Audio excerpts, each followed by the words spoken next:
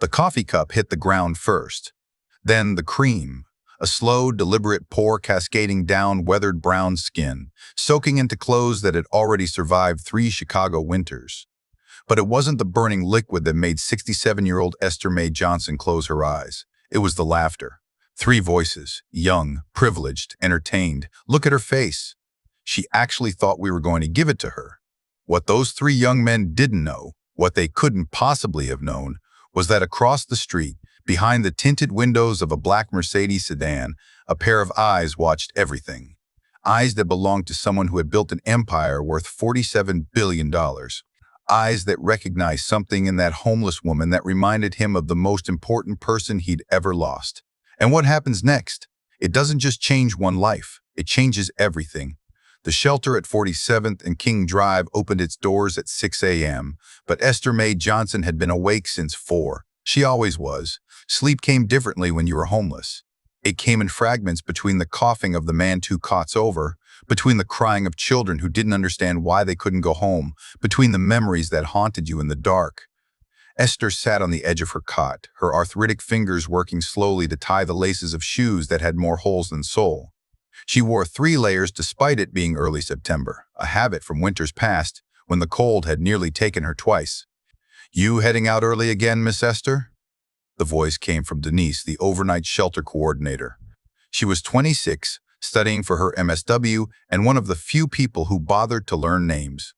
"Got to," Esther replied, her voice carrying the soft rasp of Louisiana, a home she hadn't seen in 43 years. The good spots go quick. The good spots were the corners where people actually looked at you, where the foot traffic was heavy enough that someone might drop change, but not so heavy that police would move you along. Esther had learned the geography of dignity in the city. She knew which blocks saw her as a nuisance, which ones saw her as invisible, and which rare few saw her as human. Today, she was heading to the corner of Michigan Avenue and Huron, right outside a high-end coffee shop called Crescent and Vine. The morning crowd there was a mix young professionals who sometimes dropped dollars without looking down, tourists who occasionally stopped to ask for directions and felt guilty enough to help, and the regulars who had learned to step around her like she was a pothole in the sidewalk. The walk took 45 minutes. Esther's knees weren't what they used to be, and the weight of the small bag she carried, everything she owned, pulled at her shoulders like anchors. She thought about her daughter as she walked. Jasmine would be 41 this year. Esther had done the math 1,000 times. She'd been 26 when Jasmine was born, a miracle baby after 3 miscarriages. She'd been 42 when Jasmine died. Lupus, a word that meant nothing to Esther before and everything after. The disease had taken her daughter over 3 years, piece by piece. First her energy, then her kidneys, then her smile. And when Jasmine finally passed, something in Esther passed too. Her husband Marcus had tried to hold them together, but grief has a way of pushing people apart even when they're reaching for each other. He died 2 years later, a heart attack the doctors said, but Esther knew better. Hearts can only break so many times before they stop bothering to beat. After that came the spiral. The job at the hospital where she'd worked as a patient care technician for 18 years, gone when she couldn't stop crying during shifts. The apartment gone when she couldn't make rent. The friends gone when she couldn't pretend to be okay anymore. Homelessness didn't happen to Esther Mae Johnson overnight. It crept up on her, one loss at a time, until she woke up one morning on a cot at the shelter and realized this was her life now. That was 6 years ago. She'd learned to survive. She'd learned the rhythms of charity, the churches that served hot meals on which days, the shelters that had open beds when. She'd learned which police officers would let her sit in peace and which ones took pleasure in making her move. And she'd learned something else, too. She'd learned that when you're a 67-year-old black woman living on the streets, you become a mirror for how people really see the world. Some people looked at her and saw their grandmother. Some people looked at her and saw their fears. And some people looked at her and saw nothing at all. Preston Whitmore III woke up at 10:47 a.m. to the sound of his phone buzzing against Italian marble. He groaned, reaching blindly from beneath silk sheets that cost more than most people's monthly rent. His penthouse apartment occupied the entire 43rd floor of a building his family owned, and the morning sun streaming through floor-to-ceiling windows felt like a personal assault. "What?" he answered, not bothering to check who was calling. "Preston, where are you?" His father's voice was ice. The board meeting started an hour ago. I told you I wasn't coming, and I told you that's not acceptable. You're the heir to Whitmore Industries. You need to start acting like it." Preston laughed, a sound without humor. "Heir to what, Dad? A company that runs itself? A legacy I didn't ask for? I'm 28 years old, and I've never worked a real day in my life. We both know why." Silence on the other end. Preston sat up, catching his reflection in the mirror across the room. He was handsome, he knew that. Sandy brown hair, sharp jawline, the kind of athletic build that came from personal trainers rather than actual effort. His eyes were his mother's, blue and cold. "You have 1 year," his father finally said. "1 year to prove you're capable of taking over. After that, I'm restructuring the entire succession plan." "Threats now, Dad?" "That's new. It's not a threat, Preston. It's a deadline." The call ended. Preston tossed his phone aside and lay back against his pillows, staring at the ceiling. His father thought the problem was motivation.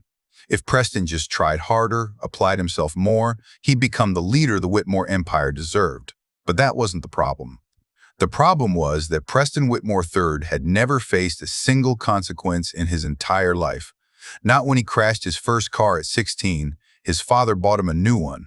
Not when he was expelled from boarding school for cheating. His father made a donation, and suddenly the expulsion became a voluntary withdrawal. Not when he nearly killed a man during a drunken fight in college. His father's lawyers made it disappear. Every time Preston pushed against the world bent for him. And somewhere along the way, he stopped seeing other people as people. They became extras in a movie where he was the star. Background noise. Inconveniences to be moved around or removed entirely. He got dressed slowly, 400 t-shirt, 800 jeans, 2,000 sneakers. His outfit cost more than Esther Mae Johnson had touched in 6 years combined, but Preston didn't think about things like that. Preston Whitmore III didn't think about much at all. He texted his 2 closest friends, Bradley and Connor, rich kids he'd known since prep school. They were useful. They laughed at his jokes, followed his lead, and never challenged him on anything. Crescent and Vine. 30 minutes. He needed coffee. And he needed to not think about his father's words for a while. Across the city, in a boardroom that occupied an entire floor of the Hancock building, Marcus Chen sat alone. He was 63 years old, and he had built Chen Global Industries from a single computer in his mother's garage to a technology conglomerate worth $47 billion. His name appeared on Forbes lists, on university buildings, on hospital wings. But right now, he was looking at a photograph. It was small, wallet-sized, and worn from years of handling. A young woman smiled up at him from the image. She had his eyes and her mother's nose, and she had been the greatest joy of his life.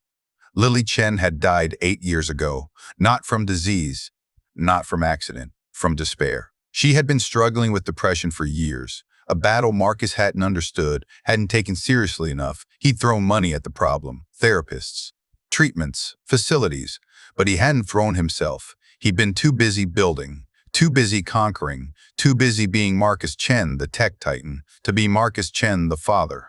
And then, one morning, he received a call that his daughter was gone. She'd left a note, 3 sentences. "I'm tired, Dad. I'm sorry I wasn't strong enough. Please try to understand." Marcus had read those words 10,000 times. He still didn't understand. After Lily's death, something shifted in him. The money, the power, the empire. It all felt meaningless. What was the point of $47 billion if you couldn't save the person who mattered most? His wife Lynn had tried to pull him back, but grief had created a canyon between them too. They were still married technically, but they lived in different wings of the same house, passing like ghosts. Marcus spent his days now the way a man spends time waiting to die. He attended meetings but barely listened. He signed papers but didn't read them. He gave to charities but felt nothing. He had everything the world said he should want. And he was completely, utterly empty. Today, for reasons he couldn't explain, he had asked his driver to take him downtown. No destination, just driving.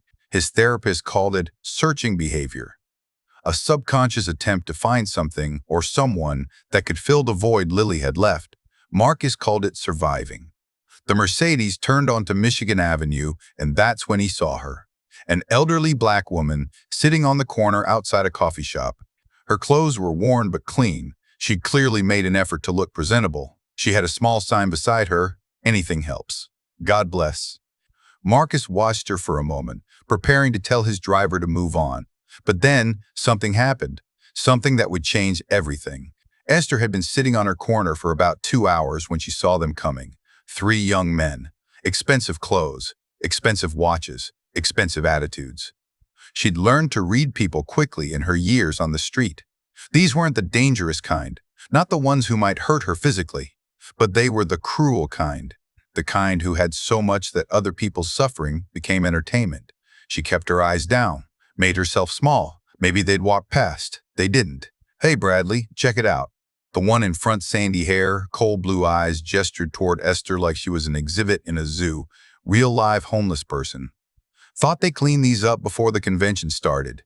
His friends laughed. "Come on, Preston, leave her alone," one of them said, though his tone suggested he wasn't really opposed. Preston. Esther filed the name away.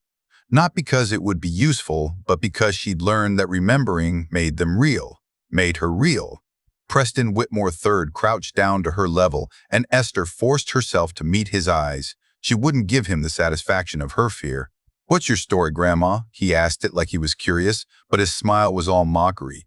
"Let me guess. You made some bad choices, and now you're someone else's problem."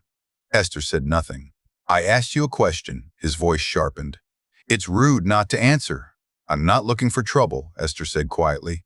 "Just trying to get by, same as anybody." "Same as anybody," Preston laughed.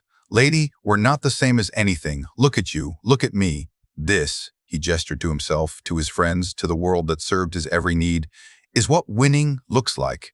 And that," he pointed at her, "is what losing looks like." Esther had heard worse. She'd heard things that would break most people. But there was something about this young man, something familiar in his cruelty that made her speak. "I used to think like that," she said softly. "Before I learned better." "Learned what?" "That we're all just one bad day away from each other." Something flickered in Preston's eyes. For a moment, just a moment, he looked almost human. Then his face hardened. "You know what? I'm in a generous mood." He stood up and walked into Crescent and Vine. His friends followed.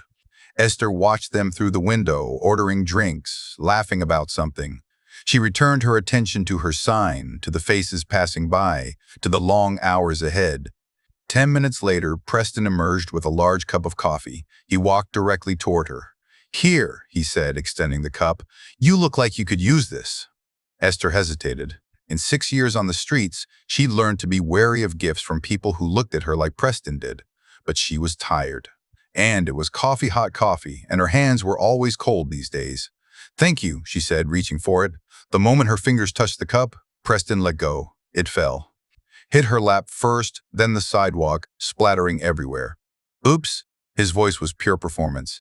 But he wasn't done. He'd kept the lid. And in his other hand, hidden until now, was the small container of cream. "Let me help you clean that up," he said, and poured the cream slowly over her head. The cold liquid ran down Esther's face, into her eyes, dripping from her chin onto clothes she'd washed by hand just yesterday. His friends howled with laughter. "That's a good look for you, Grandma." "The cream really brings out your complexion." "Should have asked if she wanted room for cream first, Preston." Preston pulled out his phone. Everyone smile. "This is going to kill on Instagram. Don't." The voice came from behind them. It was quiet, but it carried the weight of thunder. All 3 young men turned. Standing on the sidewalk, having emerged from the Mercedes that no one had noticed, was a man in his 60s, Asian, silver hair, simple clothes that somehow looked more expensive than anything Preston owned. But it wasn't his appearance that stopped them. It was his eyes. They were looking at Preston the way a predator looks at prey. Marcus Chen had watched the entire scene unfold through his car window. He'd seen the young men approach, seen them mock her, seen them enter the coffee shop. And he'd told himself to drive away. This wasn't his business. There were injustices happening all over the world, every minute of every day. He couldn't fix them all. But then he saw the coffee cup fall. He saw the cream pour, and he saw that old woman, that dignified, quiet, broken woman, close her eyes. Not in pain, in acceptance. Like this was just another day. Like cruelty was just part of the routine. And something in Marcus Chen snapped. He was out of the car before his driver could react, across the sidewalk before his mind caught up. "Don't." The 3 young men turned. The one with the phone, clearly the ringleader, looked Marcus up and down with practiced arrogance. "Mind your own business, Grandpa." "Put the phone away," Marcus said calmly. "Or what?" The young man laughed, but there was uncertainty in it now. Something about Marcus's stillness unnerved him. "Or you'll learn something valuable." "Yeah? What's that?" "That there are levels to this world you don't understand yet." Marcus took a step closer. "You think you're powerful because you have money. Because you have a name? I've met 100 boys like you. You're not special. You're just loud." Preston's face reddened. "Do you know who my father is?" "I know exactly who your father is." That stopped Preston cold. Marcus turned to Esther, who was still sitting on the ground, cream dripping from her hair, eyes watching him with cautious confusion. He reached into his pocket and produced a handkerchief, actual linen, monogrammed with his initials. "May I?" he asked her. She studied his face for a long moment, then she nodded. Marcus knelt down, a billionaire kneeling on a Chicago sidewalk, and gently began wiping the cream from her face. "I'm so sorry," he said quietly. "I'm sorry this happened to you. I'm sorry I didn't come sooner." Esther's eyes filled with tears, not because of his words, because it had been so long since anyone had touched her with kindness. Preston watched this scene with a mixture of confusion and growing dread. Something wasn't right. Old men didn't usually stand up to him, and when they didn't radiate this kind of authority. "Bradley," he muttered, "look up this guy's face." Bradley was already on it, scrolling through his phone. His face went white. "Preston, what?" Bradley turned the screen around. On it was a Forbes article, headline, "Marcus Chen, the quiet giant behind 47 billion empire." The photo matched the man kneeling 10 feet away. "Oh shit," Connor whispered. Preston's blood went cold. Marcus Chen wasn't just rich. Marcus Chen was the kind of rich that could make problems disappear. And problems, Preston suddenly realized, included people like him. Marcus helped Esther to her feet. She was lighter than he expected. Too light. When had she last eaten a full meal? "What's your name?" he asked. "Esther Mae Johnson." "Esther." He tested the name, finding he liked it. "I'd like to buy you breakfast. Real breakfast. Would you allow me that privilege?" Esther looked at him, really looked. "Why?" she asked. It was a reasonable question. In her experience, when people with power offered things to people without it, there were always strings. "Because my daughter died 8 years ago," Marcus said, "and I've spent every day since then trying to figure out what any of this means. This money, this empire, this life." He paused. "Just now, watching you, I felt something I haven't felt in a long time." "What?" "Purpose." Behind them, Preston cleared his throat. His bravado was gone, replaced by something more calculated. "Mr. Chen," he said, his voice completely transformed. "I apologize for any misunderstanding. We were just joking around." Marcus raised a hand without looking back. "3 things are going to happen," he said, still facing Esther. "First, you're going to delete that video. All copies. Now." "Already done," Bradley said quickly, stabbing at his phone.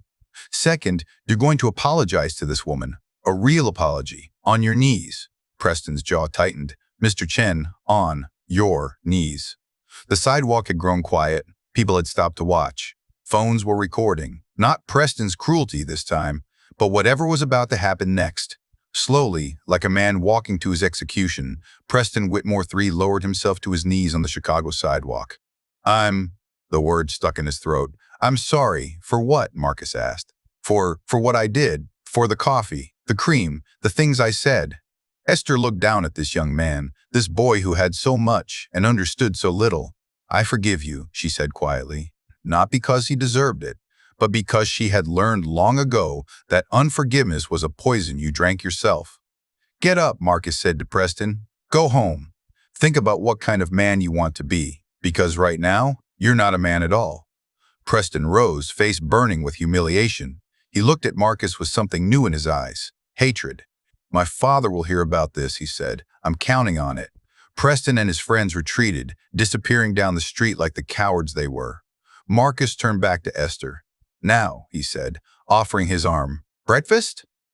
They went to the restaurant inside Marcus's hotel, one of the most exclusive establishments in Chicago. The kind of place where a single appetizer costs more than most people's grocery bills. The maitre d' took one look at Esther, her stained clothes, her worn shoes, and his face arranged itself into professional disdain. "I'm sorry, sir, but we have a dress code." "This woman," Marcus said calmly, "is my guest. You can seat us now, or you can start looking for a new job in 10 minutes." They were seated immediately.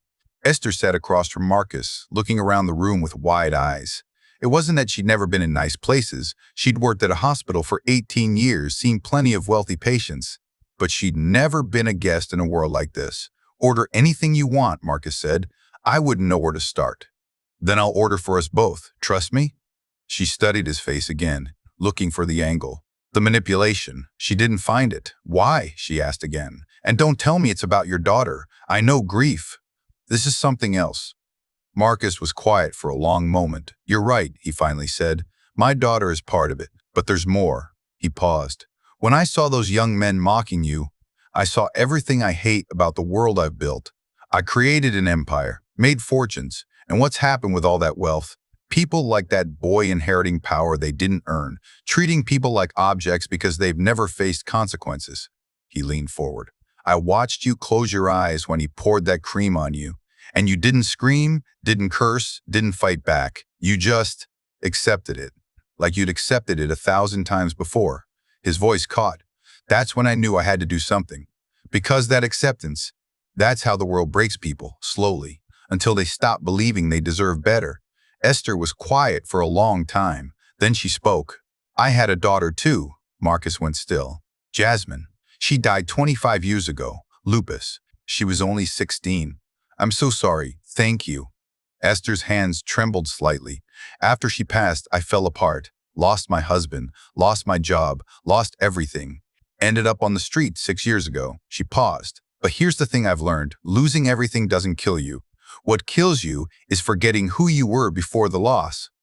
"Who were you?" Esther smiled, the first smile Marcus had seen from her.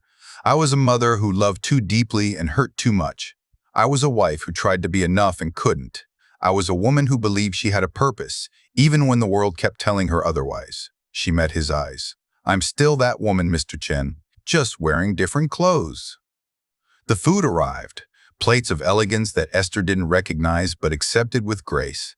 They ate in comfortable silence. Then Marcus said the words that would change both their lives.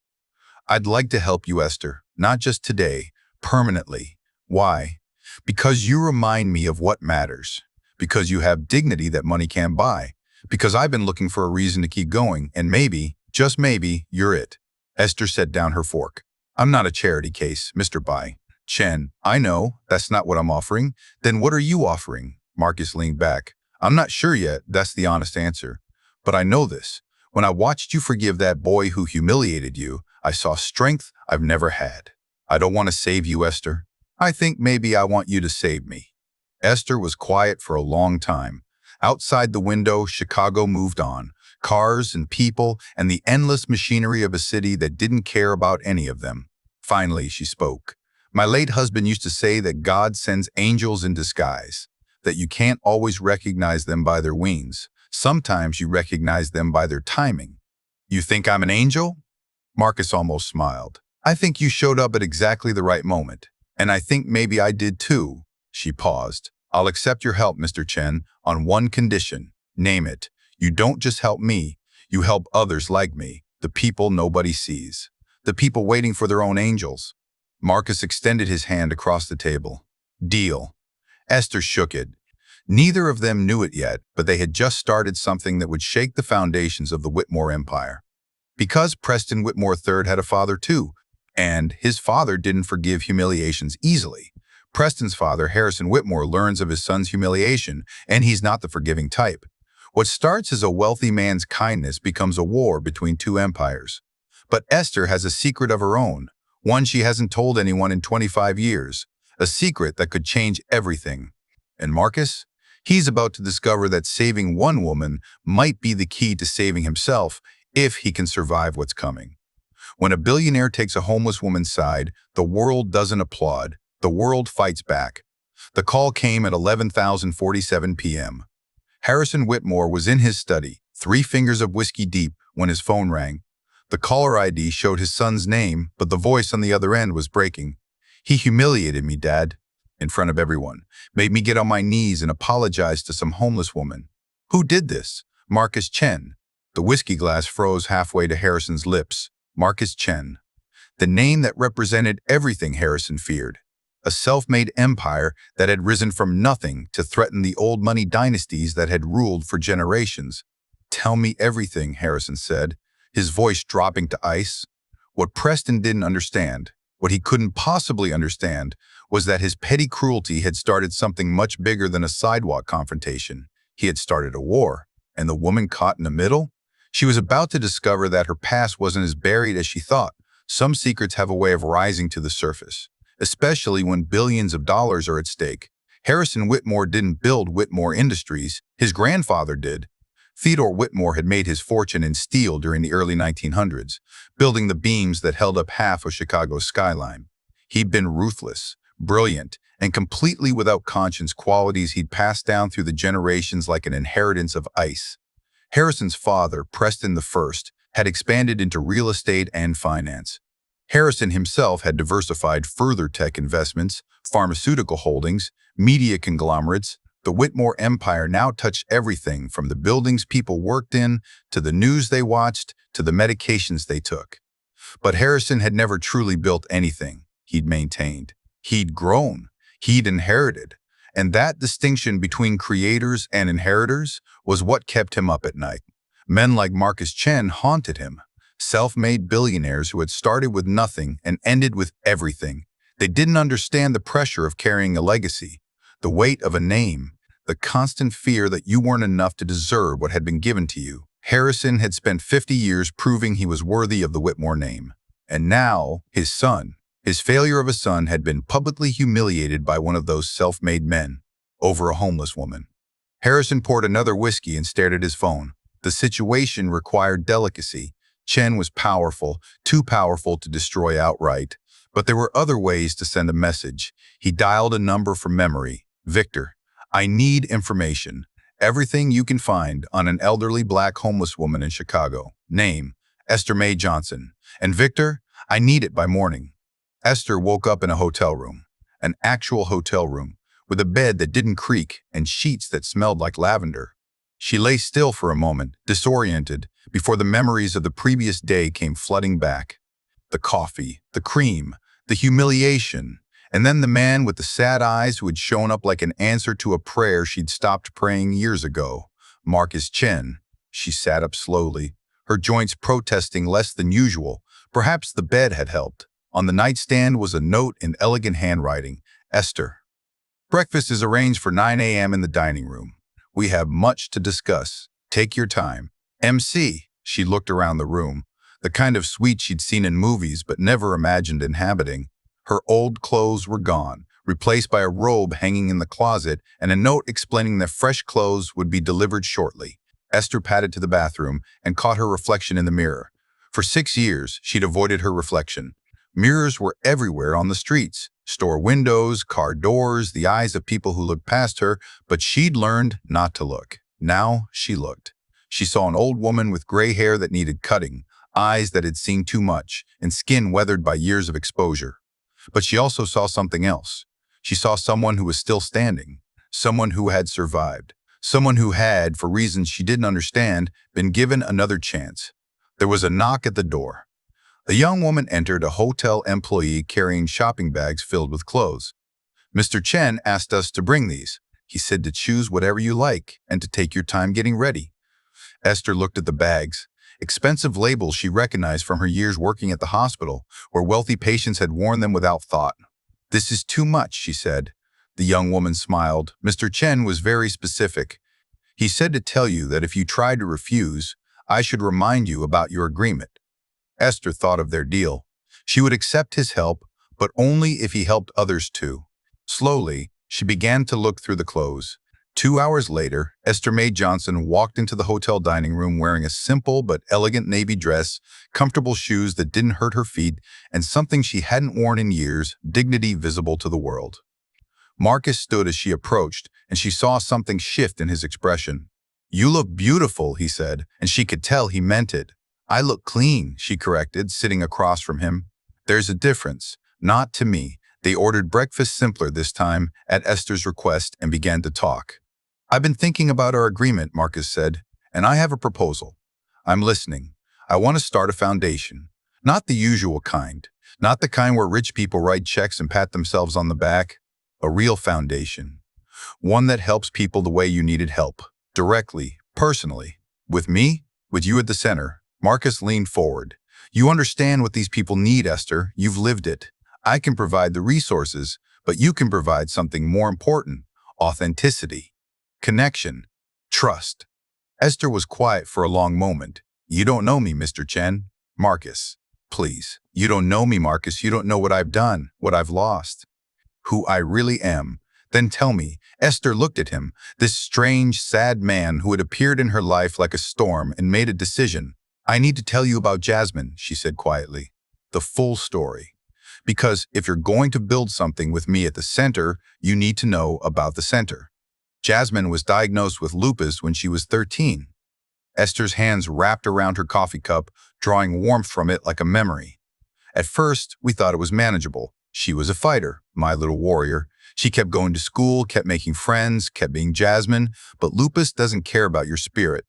It just keeps taking." Marcus listened in silence. "By the time she was 15, she'd had 2 kidney surgeries. We'd burned through our savings. Marcus, my husband, same name as you, he started working double shifts at the factory. I picked up extra hours at the hospital. We thought if we just tried hard enough, worked hard enough, we could outrun it." She paused. "But you can't outrun something that lives inside the person you love. Esther, when she was 16, Jasmine went into the hospital for what we thought was a routine treatment, a flare-up. They'd handled worse." Her voice cracked, but this time her body gave up. Organ failure, one after another, like dominoes. She died on a Tuesday afternoon. The sun was shining. Tears ran down her face now, and she didn't bother to wipe them. After that, everything fell apart. Marcus and I couldn't look at each other without seeing her. We'd built our whole lives around being her parents, and when she was gone, there was nothing left to build on. "I understand," Marcus said softly. "I truly do. I know you do. I can see it in your eyes." Esther took a breath. "Marcus, my husband died 2 years later. Heart attack, they said. But I know the truth. He died of a broken heart. Literally. And then you were alone. And then I was alone. And alone became lost. Lost became homeless. And homeless became this." She gestured vaguely. 6 years of being invisible. 6 years of watching the world go by and wondering why I was still here. Marcus reached across the table and took her hand. "You're here because you survived," he said. "And survival has a purpose. Does it? I didn't think so, until yesterday." He squeezed her hand. "Esther, I've spent 8 years since my daughter died wondering why I was still alive, why I still had all this money, all this power, when I couldn't even save my own child. And then I saw you, this woman who had lost everything, who had every reason to be bitter and angry and destroyed, forgiving the boy who humiliated you." "That wasn't strength," Esther said. "That was surrender." "No, surrender is giving up. What you did was choosing not to let him have power over you. That's different. That's everything." Esther met his eyes. "What exactly are you proposing, Marcus?" "I want to create the Jasmine Lily Foundation, named for both our daughters, dedicated to helping people in exactly your situation, people who fell through the cracks not because they failed, but because they lost something they couldn't survive." "And what would you need from me?" "Everything. Your story, your insight, your presence. I want you to be the face of this foundation, not a charity case, a leader." Esther laughed, actually laughed. "You want me to go from homeless to leader? I want you to show the world what you've already shown me, that dignity isn't about what you have. It's about who you are." Victor Crane had been Harrison Whitmore's private investigator for 23 years. He dug up dirt on politicians, exposed rivals, and buried secrets that would have destroyed careers. He was thorough, discreet, and completely amoral, the perfect employee for a man like Harrison. By 8 a.m. the next morning, he had a file on Esther Mae Johnson. "What did you find?" Harrison asked, his voice tight with anticipation. "Everything and nothing. Explain." Victor sat across from Harrison in the Whitmore Mansion study. Esther Mae Johnson, born June 15, 1958, in Baton Rouge, Louisiana, moved to Chicago in 1982. worked as a patient care technician at Northwestern Memorial Hospital from 1987 to 2005. Married to Marcus Johnson, deceased 2002. One daughter, Jasmine Johnson, deceased 2000. So she's nobody. That's the thing, sir. She's not nobody. She's nothing. Harrison frowned. Meaning? I mean, there's no criminal record, no scandals, no debts beyond what you'd expect from someone who's been homeless for 6 years. No family to pressure, no skeletons to expose. She's just a woman who lost everything and ended up on the streets. Everyone has something. Not this woman. She's clean. The closest thing to a flaw I could find is that she stopped going to church after her daughter died. That's it. Harrison stood, walking to the window. His estate sprawled below him, acres of manicured lawn, gardens, pools, the physical manifestation of 5 generations of Whitmore success. Then we attack from the other angle, he said. The woman isn't the weakness. Chen is.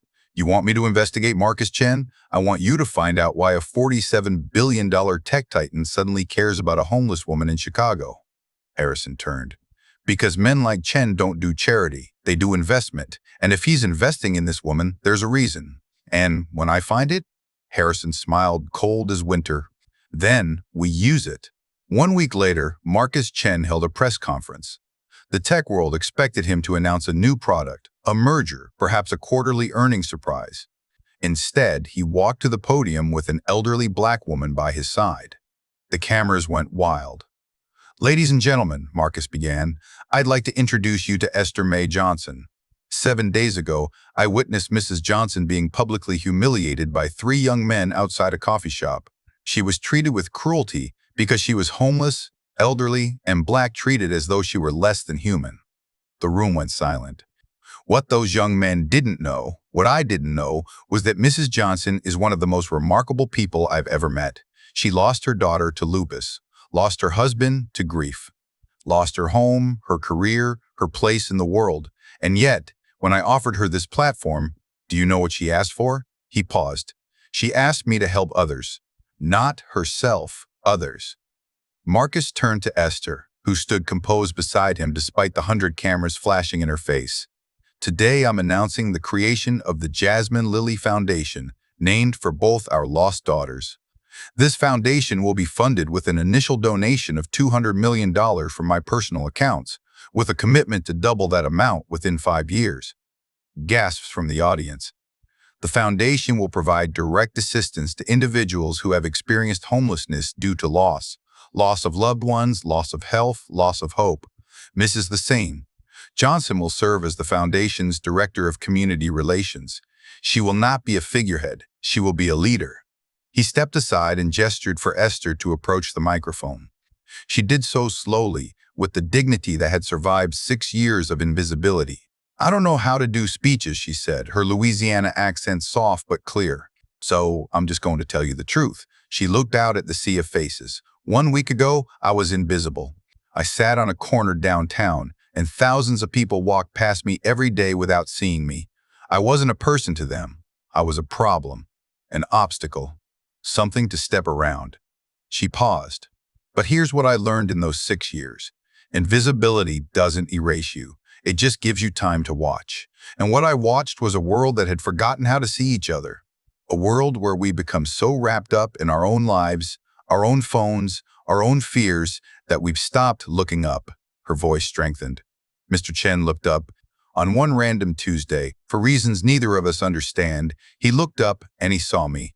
And that one moment of seeing, that one act of recognition, changed everything. Tears were flowing in the audience now. This foundation isn't about me.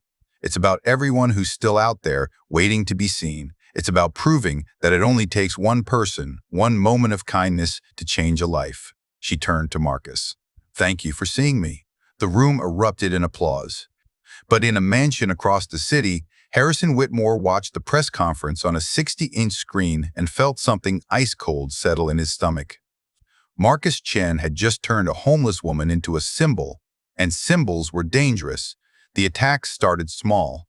First came the articles planted in media outlets the Whitmore family controlled, questioning Marcus Chen's mental stability. Tech Titan's erratic behavior raises questions among investors. Is Marcus Chen having a breakdown? Inside the strange alliance, why is a billionaire obsessed with a homeless woman? Then came the stock manipulation. Coordinated selling by Whitmore-connected hedge funds, driving Chen Global's stock price down 7% in a single week. Then came the Whisper campaign. Rumors spread through Chicago's elite circles that Marcus Chen had lost his mind, that the grief over his daughter had finally broken him, that Esther Mae Johnson was either a con artist or a puppet, or both. Marcus weathered it all with characteristic calm, but Esther noticed the strain.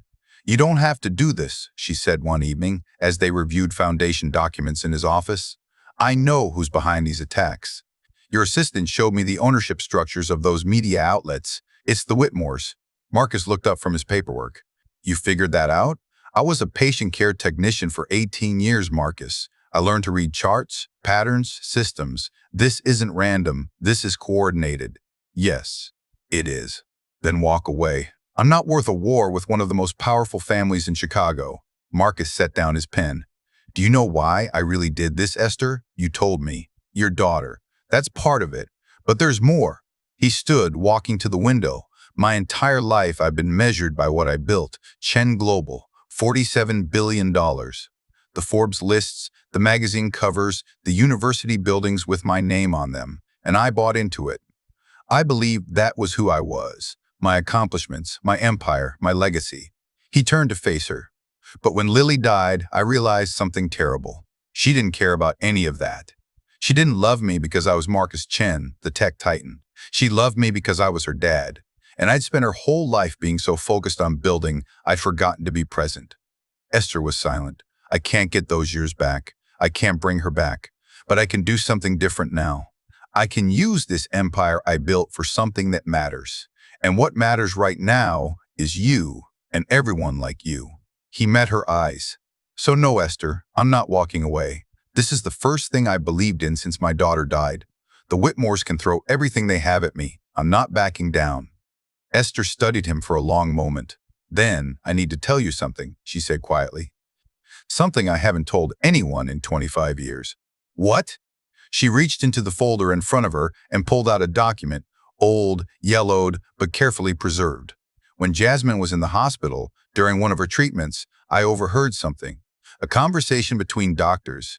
They were discussing a clinical trial, an experimental treatment for lupus that had shown incredible promise, funded by a pharmaceutical company. Why didn't you pursue it?" "I tried. I called. I begged. I filled out every form they sent me. And do you know what they told me?" Her voice hardened.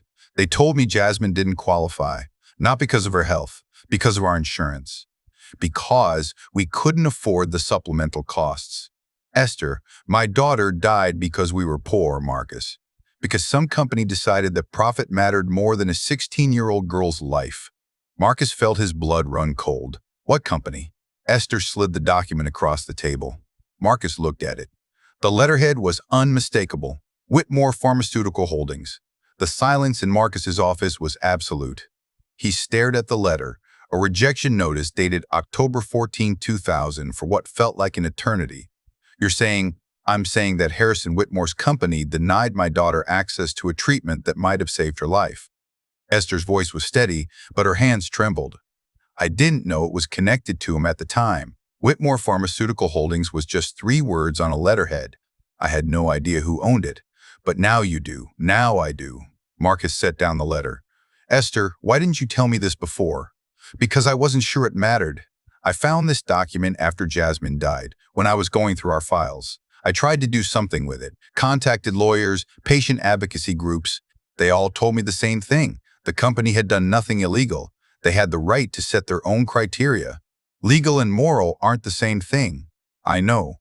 But I was a grieving mother, Marcus. I didn't have the energy to fight a billion-dollar company, so I buried it, put the letter away, tried to forget. And now," Esther met his eyes, "now I'm standing in the office of one of the most powerful men in the country. And I'm telling you that the family attacking us, they might have killed my daughter." Marcus spent the night reviewing documents. Victor Crane wasn't the only one who knew how to investigate. By morning, Marcus had a clearer picture. Whitmore Pharmaceutical Holdings had run the clinical trial Esther described from 1998 to 2001. The treatment, A novel immunosuppressive therapy had shown remarkable results, but it was expensive to administer, and Whitmore had made the decision to limit enrollment to patients with premium insurance coverage. 87 patients were accepted. 43 patients were rejected. Of those rejected, 18 died within 2 years. Jasmine Johnson was one of them. Marcus stared at the numbers on his screen. It wasn't murder. It wasn't even negligence, technically. It was capitalism, the cold calculation of profit over people. But it was enough. Enough to give Esther's story context. Enough to explain why Harrison Whitmore might be particularly motivated to destroy them. And enough to give Marcus a weapon. Marcus Chen had never directly confronted Harrison Whitmore before. They moved in similar circles but different orbits. New money and old, tech and tradition, self-made and inherited. They'd exchanged pleasantries at charity galas and nodded at each other across conference rooms. But this was different. Marcus requested a meeting at a neutral location, a private club downtown where both men held memberships. Harrison agreed, curious perhaps about what Chen could possibly want. They met in a private room, leather chairs and single malt whiskey and the careful civility of men who could destroy each other. Mr. Chen, Harrison said, his silver hair perfectly styled, his suit worth more than most cars. I must say, your recent activities have been surprising. Have they? Taking up with homeless women? Starting foundations. It's not the behavior one expects from someone of your stature. Perhaps not. Marcus sipped his drink. Then again, I've never been very good at meeting expectations. Harrison smiled, a wolf smile. I'll be direct. Your foundation has attracted attention. Your association with this woman, Esther Johnson, has raised questions. Questions that affect market confidence. Is that a threat, Mr. Whitmore? It's an observation. Stock prices respond to perception. And the perception right now is that Marcus Chen has lost his edge. Interesting. Marcus set down his glass. I have an observation too. Would you like to hear it? Harrison gestured magnanimously. Your family's pharmaceutical company ran a lupus trial in the late 90s, promising treatment, limited enrollment. 43 patients rejected. Something flickered in Harrison's eyes. That was a business decision, made by executives who are no longer with the company. One of those patients was Jasmine Johnson, Esther's daughter. The flicker became a flame. I see. Do you? Because I want to be very clear about something, Mr. Whitmore. Marcus leaned forward. I don't care about your attacks. Your media manipulation, your stock games, your whisper campaigns, they're annoying, but they're not effective. I built Chen Global from nothing. I've survived worse than a spoiled dynasty trying to protect its reputation. Then why are we here? We're here because I want you to understand that this isn't going away. Esther Johnson is going to spend the rest of her life helping people your company abandoned. And every time she does, every time she saves a life your family deemed not profitable enough to save, the world is going to see the contrast. Harrison's face hardened. You're playing a dangerous game, Chen.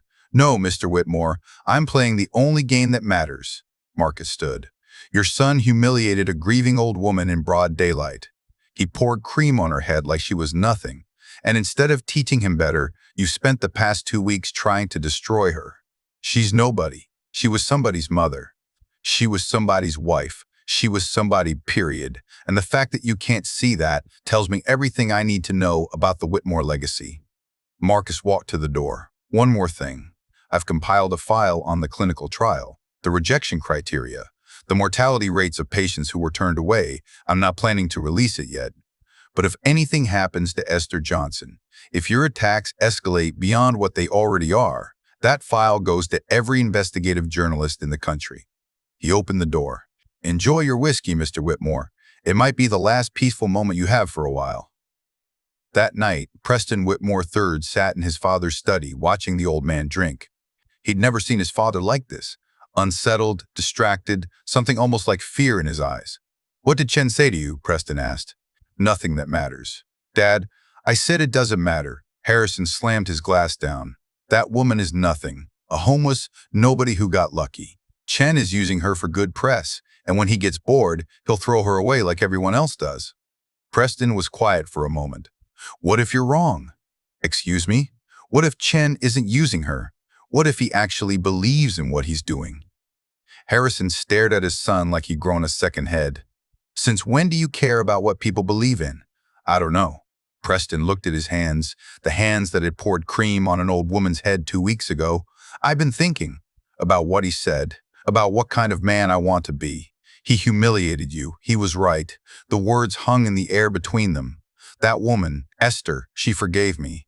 Right there on the sidewalk, in front of everyone. I'd just done something terrible to her, and she looked at me like she could see something I couldn't. Preston met his father's eyes. What if she saw that I could be better? Harrison stood, his face modeling with anger. You are a Whitmore. You don't apologize. You don't change. You don't bend because some homeless woman made you feel guilty. But what if I want to change? What if I'm tired of being the person everyone expects me to be? Then you're not my son. The words were like a slap. Preston stood slowly, something hardening in his own eyes. Maybe that's the problem, Dad. Maybe I never wanted to be. He walked out of the study. Harrison watched him go, something cold settling in his stomach. He'd spent his whole life building, protecting, controlling, and now, for the first time, he could feel it all slipping away. The next morning, Preston Whitmore III did something he'd never done before. He asked to see Esther Mae Johnson. The request went through Marcus Chen's office. It was met with suspicion, naturally. The last time Preston had been near Esther, he'd humiliated her, but Esther agreed to meet. They sat across from each other in a small conference room, no lawyers, no witnesses, just a young man who had everything and an old woman who had lost everything. I came to apologize, Preston said. For real this time. Esther studied him. Why? Because I can't stop thinking about it, about what I did, about the look on your face when I poured that cream on you. He swallowed. I've done a lot of terrible things in my life, but that was different. Different how?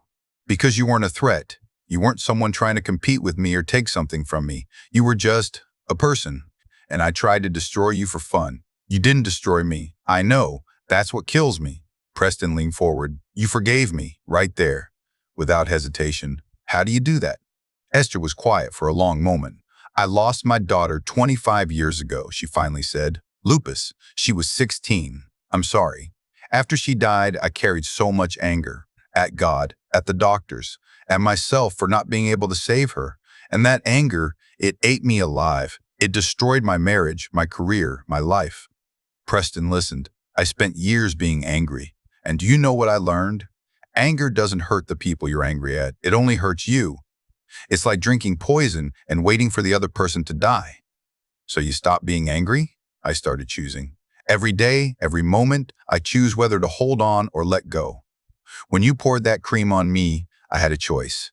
I could have screamed, could have cursed you, could have let that moment define me. But you didn't. Because I've been defined by worse things. And I'm tired of letting other people decide who I am. Preston sat back, something shifting in his expression. I want to help, he said quietly. Help? The foundation. Whatever you and Chen are building, I want to be part of it. Esther raised an eyebrow.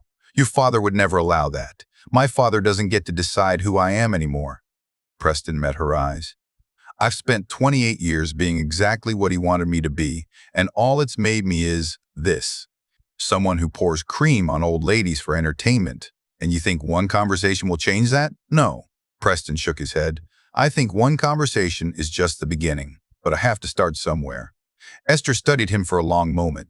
Then she smiled, just slightly. Your mother's name is Victoria, isn't it? How did you know? I do my research too, young man. Esther leaned forward.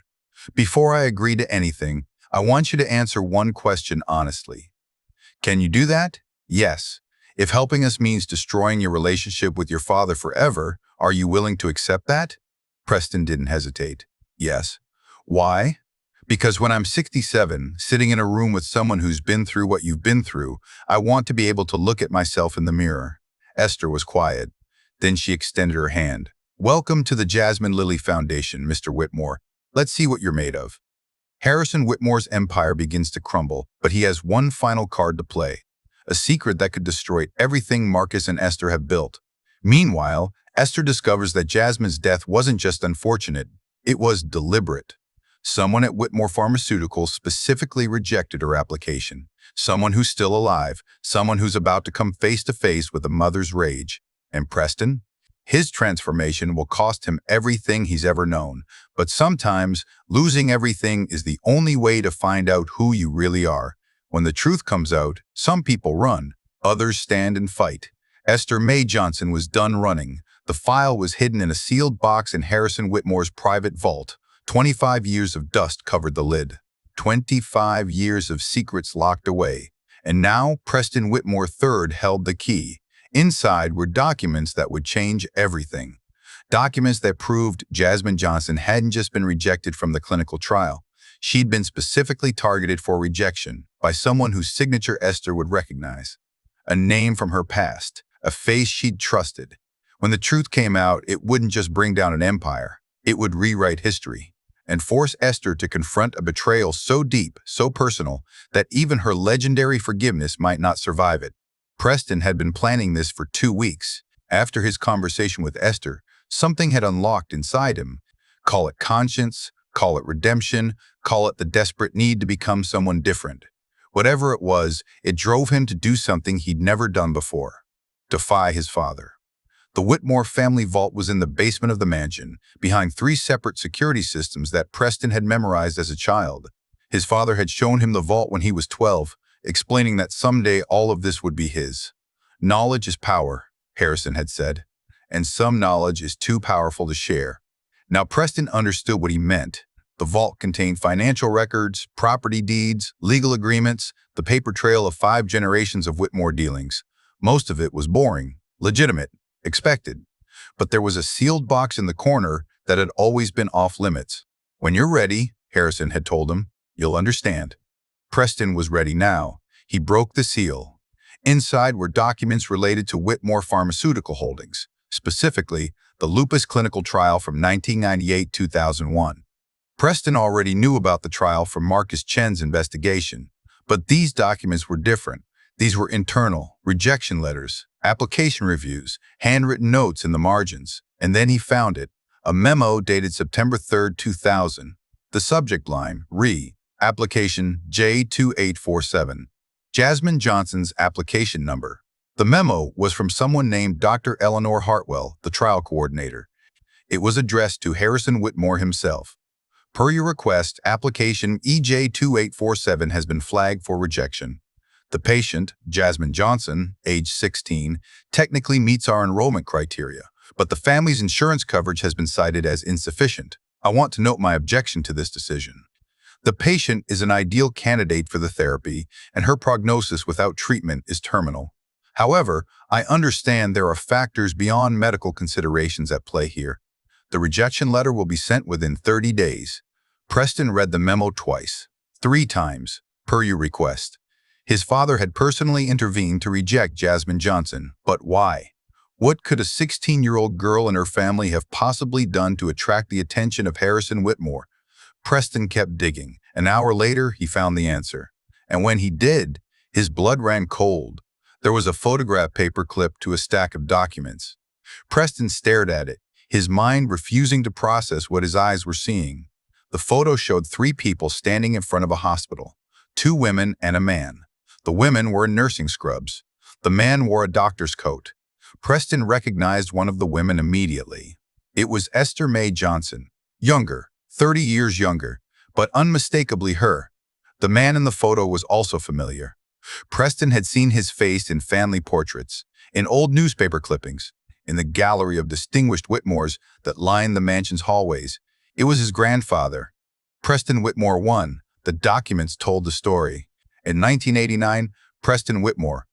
I had been a patient at Northwestern Memorial Hospital. He'd come in for a routine procedure, something minor, and had developed complications. A medication error. He'd nearly died.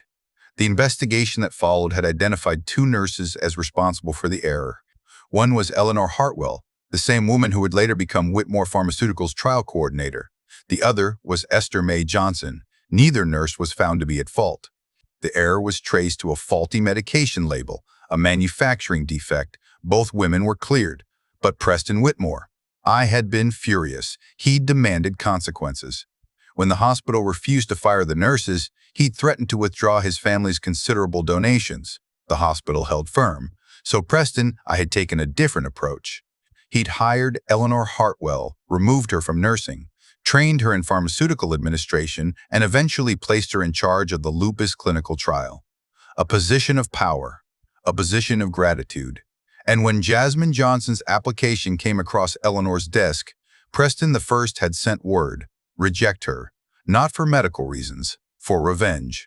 A 16-year-old girl had died because Preston Whitmore. I couldn't accept that an accident wasn't someone's fault. Because he'd held a grudge against a nurse for over a decade. Because he was a Whitmore, and Whitmores didn't forgive. Preston sat in the vault for a long time, surrounded by the evidence of his family's sins. He thought about Esther, who had forgiven him without hesitation on that Chicago sidewalk. He thought about his grandfather, who had killed a child over a grudge. He thought about his father, who had known, who had kept these documents, who had protected this secret for 25 years, and he thought about himself. He'd been raised to believe that wealth meant power, and power meant never having to say sorry. He'd been taught that consequences were for other people, people who weren't fortunate enough to be born Whitmore. But sitting here, holding proof that his family had murdered an innocent girl, Preston finally understood the truth. The Whitmore legacy wasn't something to be proud of. It was something to be ashamed of. And for the first time in his life, Preston Whitmore III decided to do something about it. Esther was at the Foundation's new offices, a converted warehouse space that Marcus had donated when Preston arrived. He looked different, smaller somehow, like he was carrying a weight that was crushing him. I need to tell you something, he said, and you need to sit down. Esther sat.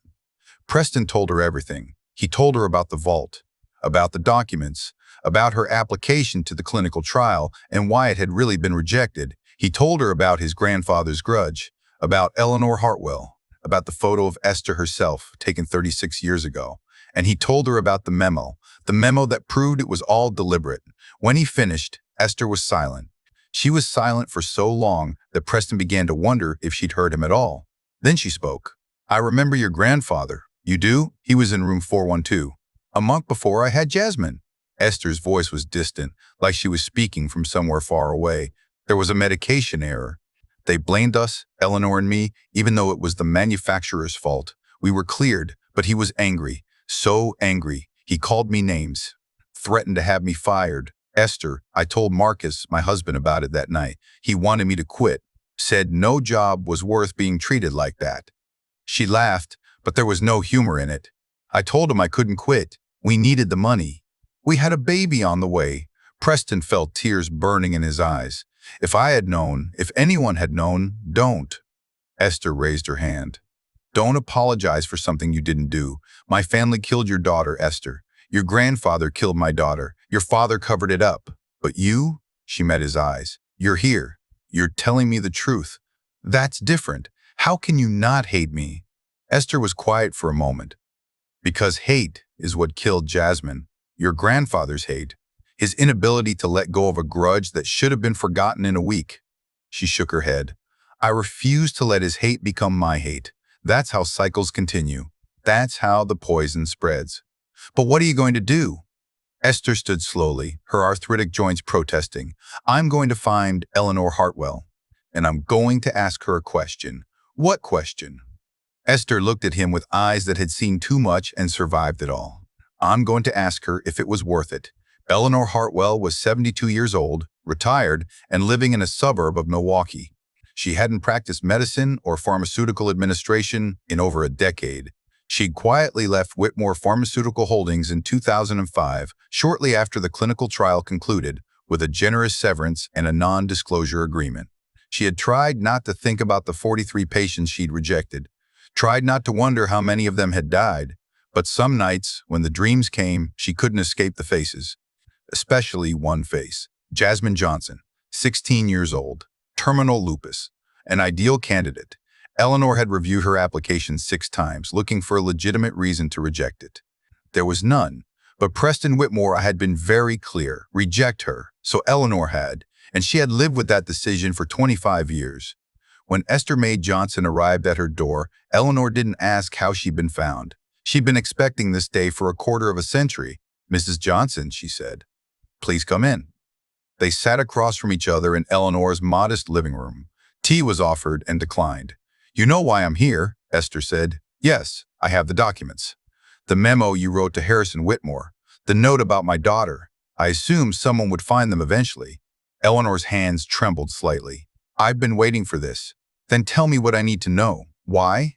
Eleanor closed her eyes. Preston Whitmore. I was dying when he came to that hospital in '89. The medication error. It nearly killed him. He blamed me, blamed you. He was wrong, but he was powerful, and powerful men don't accept being wrong. So you went to work for him? I had no choice. After the incident, no hospital would hire me. Whitmore made sure of it. He destroyed my career, then offered to rebuild it if I was loyal. And when my daughter's application came across your desk, he remembered you. Even after all those years, he remembered. Eleanor's voice cracked. He sent word through Harrison, reject the application. Make it look like an insurance issue. And you did. I did. Tears were streaming down Eleanor's face now. I told myself it wasn't murder. She was already dying. The treatment might not have worked. There were other patients who deserved the slot. But you knew. Yes, I knew. Eleanor met Esther's eyes. I've known for 25 years, and I've hated myself every single day. Esther sat in silence. Then she asked the question she'd come to ask. Was it worth it? Eleanor laughed, a broken, sobbing sound. I've asked myself that every morning when I wake up, every night before I sleep. I've asked myself every time I see a young girl who reminds me of Jasmine. Every time I read about lupus research making progress. Every time I think about the woman I could have been, the woman I was, before I sold my soul to the Whitmores. She looked at Esther. No, it wasn't worth it. Nothing could be worth what I did. Esther was quiet for a long time. Then she did something that Eleanor Hartwell had never expected. She reached across the table and took the old woman's hand. Thank you for telling me the truth. You're not going to turn me in? Turn you in for what? You're not the one who gave the order. You're just another person the Whitmores destroyed. Esther squeezed her hand. We have that in common, Dr. Hartwell. Eleanor broke down completely, sobbing like a child. I'm so sorry. I'm so sorry. I'm so sorry. Esther held her hand and let her cry. And somewhere in her heart, a wound that had been open for 25 years began, finally to close. Harrison Whitmore learned of his son's betrayal at 3 a.m. One of his security staff called to report that the vault's alarm had been triggered, then immediately reset. A review of the footage showed Preston entering the vault, removing a sealed box and leaving with documents. Documents that shouldn't exist. Documents that Harrison had been meaning to destroy for years but couldn't bring himself to because they were proof of his father's power. Proof that Whitmores could do anything to anyone. Now those documents were in the hands of Marcus Chen. Harrison knew this because his lawyers had received a call at midnight. Chen's legal team offering one chance to settle, one chance to confess. Harrison refused. He'd spent his entire life protecting the Whitmore name. He wasn't about to stop now, so he did what Whitmores had always done. He went to war. The media blitz began at dawn. Articles appeared across every outlet the Whitmore family controlled, and some they didn't, but had influence over attacking Marcus Chen, Esther Johnson, and now Preston Whitmore III. Tech titan uses homeless woman to launch hostile takeover attempt. Chen global stock plummets amid fraud allegations. Whitmore heir mentally unwell, sources say. But the attacks didn't have their usual effect. Because at 8 a.m., Marcus Chen held another press conference. This time, he didn't announce a foundation. He announced the truth. The room was packed with journalists, national outlets, international outlets. Everyone wanted to know what the tech titan was going to say. Marcus stood at the podium, flanked by Esther on one side and Preston Whitmore III on the other. 25 years ago, Marcus began, a 16-year-old girl named Jasmine Johnson was dying of lupus. Her mother, Esther Mae Johnson, who stands beside me today, applied for a clinical trial that might have saved her daughter's life. He paused. That application was rejected, not for medical reasons, not for insurance reasons, but because Preston Whitmore, the patriarch of the Whitmore dynasty, held a personal grudge against Esther. Gasps from the audience. I have documents proving that Preston Whitmore, I personally ordered his subordinates to reject Jasmine's application. I have memos showing that Harrison Whitmore, the current head of Whitmore Industries, knew about this order and has kept these documents hidden for over 2 decades. Marcus gestured to the screens behind him, which began displaying the evidence. The memo, the rejection letter, the photo of Esther in her nursing scrubs. Jasmine Johnson died on a Tuesday afternoon. She was 16 years old. She had a mother who loved her, a father who worked double shifts to pay for her treatments, and a whole life ahead of her. and she died because a billionaire couldn't forgive a manufacturing error that wasn't even her mother's fault. The room was silent. I'm not here to destroy the Whitmore family. I'm not here to take over their company or damage their stock price. I'm here for one reason and one reason only: justice. Marcus turned to Esther. The floor is yours. Esther Mae Johnson, once homeless, once invisible, once nothing, stepped to the microphone. She looked out at the sea of cameras and reporters. "My name is Esther Mae Johnson," she said, "and I have a story to tell you." She told them about Jasmine, about her smile, her laugh, her determination to live even as her body failed her. She told them about the hospital, about the hope that the clinical trial offered, about the rejection letter that had arrived like a death sentence. She told them about the years that followed, the grief, the loss, the slow descent into homelessness. And then she told them about Marcus. "1 month ago, I was sitting on a street corner downtown. A young man poured cream on my head because he thought it was funny, because I was homeless, and homeless people don't count." She glanced at Preston, who stood with his head bowed. "That young man is standing next to me today. His name is Preston Whitmore III, and he's here because he chose to be different than his family." She turned back to the cameras. "I'm not here for revenge. I spent years being angry, and anger nearly killed me. I'm here because no one else should have to lose their daughter the way I lost mine. No one else should have to become invisible because they couldn't afford to be seen." Her voice strengthened. "The Whitmores thought they could erase me. They thought they could erase Jasmine. But here's what I've learned. You can't erase people. You can take their homes, their jobs, their dignity, but you can't take who they are. You can't take what they've survived." She looked directly into the largest camera. "Harrison Whitmore, if you're watching, I forgive you." The room went absolutely still. "I forgive you not because you deserve it, but because I refuse to let your hate live inside me. I forgive you because my daughter was better than your grudge, and I honor her by being better too." She paused. "But forgiveness isn't the same as letting go. You will face consequences for what your family did, not because I demand them, but because the world now knows the truth. And the truth has a way of finding its own justice." She stepped back from the microphone. The room erupted. The aftermath was swift and merciless. Harrison Whitmore tried to fight. He held his own press conference, denied everything, called the documents forgeries. But there were too many witnesses, too much evidence. Eleanor Hartwell came forward publicly, confirming everything. She was followed by 3 other former Whitmore pharmaceutical employees who had known about the directive. The stock price of Whitmore Industries, already damaged by weeks of controversy, collapsed. Partners withdrew. Investors fled. Within a month, the company that had taken 5 generations to build was in crisis talks about bankruptcy. Harrison Whitmore resigned as CEO. He died of a heart attack 6 months later, alone in the mansion that had once represented everything he valued. Preston Whitmore III inherited nothing but debt and shame, and he couldn't have been happier. 2 years later, the Jasmine Lilly Foundation had become one of the most respected charitable organizations in the country. They'd helped over 3,000 people transition out of homelessness. They'd funded research into lupus and other chronic conditions. They'd established scholarships, job training programs, mental health services. And at the center of it all was Esther Mae Johnson. She lived in a modest apartment now, nothing fancy, but warm and safe and hers. She worked at the foundation full-time, meeting with clients, sharing her story, proving every day that invisibility wasn't permanent. Marcus Chen remained the primary funder, but he'd stepped back from day-to-day operations. His grief hadn't disappeared.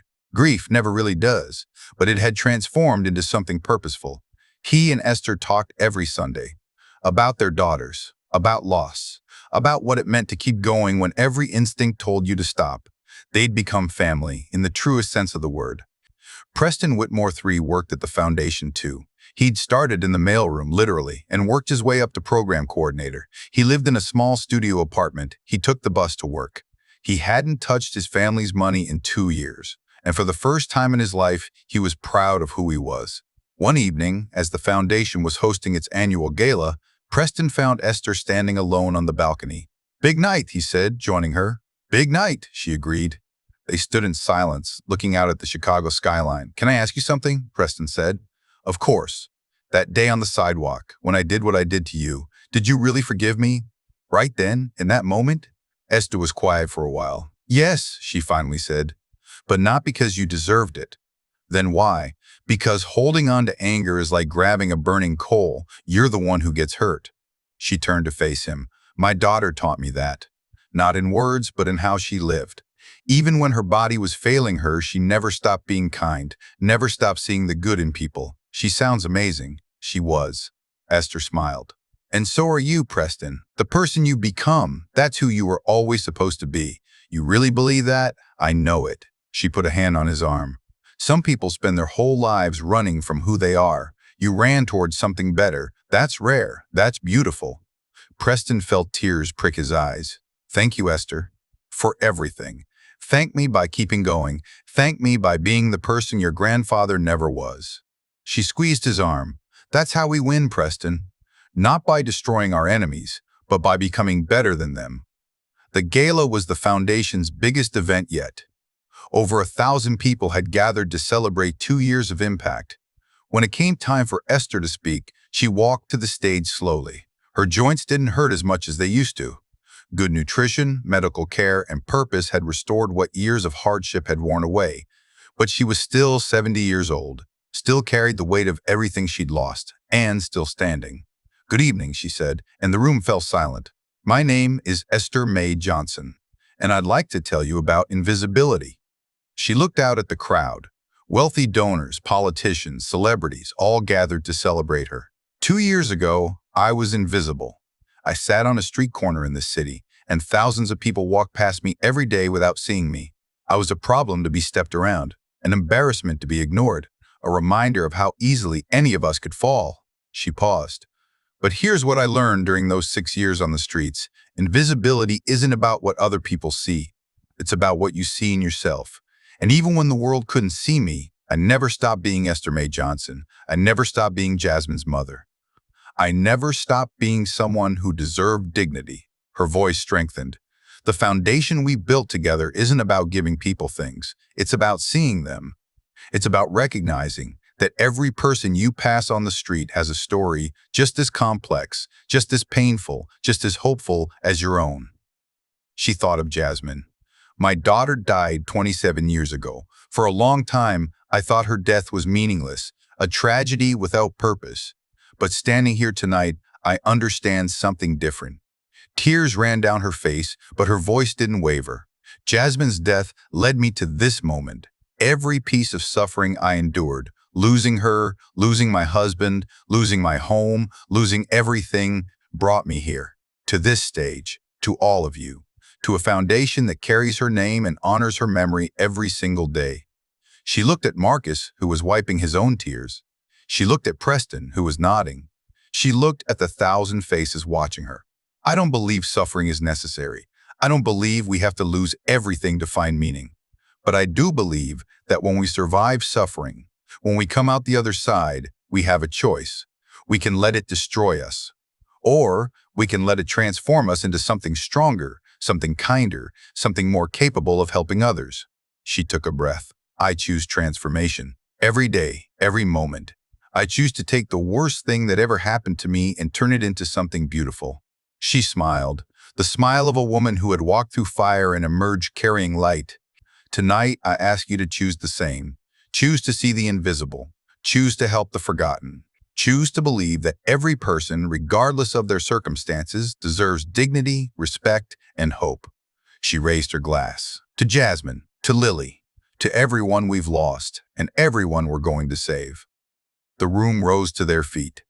And Esther Mae Johnson, once homeless, once invisible, once nothing, stood in the light and let herself be seen. It was a Tuesday afternoon. The sun was shining. Esther stood on the corner of Michigan Avenue and Huron, the same corner where, 3 years ago, a young man had poured cream on her head. The coffee shop was still there, Crescent and Vine. But everything else had changed. Where Esther once sat with her cardboard sign, there was now a small garden, a memorial, a plaque that read, "In honor of those who are invisible, may we always choose to see." The foundation had purchased the corner lot and transformed it into a pocket park, a place where anyone could sit and rest, where homeless individuals could access water, food, and connection to services. Esther visited it often. Today, she wasn't alone. Marcus stood beside her, his silver hair catching the sunlight. Preston stood on her other side, looking at the garden with something like wonder. "We did this," Preston said quietly. "We did," Marcus agreed. Esther said nothing. She was thinking about Jasmine, about Marcus, her husband, about all the people she'd lost and all the people she'd found. She was thinking about forgiveness, about how hard it was and how necessary. She was thinking about the young man who had poured cream on her head and the man he'd become. She was thinking about second chances. A young woman approached the garden, early 20s, wearing worn clothes, carrying everything she owned in a backpack. She looked at the plaque, looked at the three people standing nearby, looked at Esther with eyes that held a question. Esther walked over to her. "Hi," she said. "My name's Esther. What's yours?" The young woman hesitated. "Maya. Maya." Esther smiled. "Are you hungry, Maya? There's a place nearby that serves the best coffee in the city. My treat."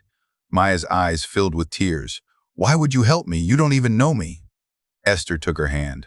"Because someone helped me once. A stranger who saw me when I was invisible. And the only way to repay that kind of kindness is to pass it on." She looked back at Marcus and Preston. "Come on, both of you. We're going to get Maya some breakfast." They walked together, a billionaire, a reformed heir, an elderly survivor, and a young woman named Maya, toward the coffee shop where it had all begun. And if you had passed them on the street that day, you might not have noticed anything special. Just four people, walking together, choosing to see each other, choosing to be seen. Every day, millions of people become invisible, lost to poverty, illness, grief, or circumstance. But invisibility isn't permanent. It only takes one person, one moment of kindness, one choice to see.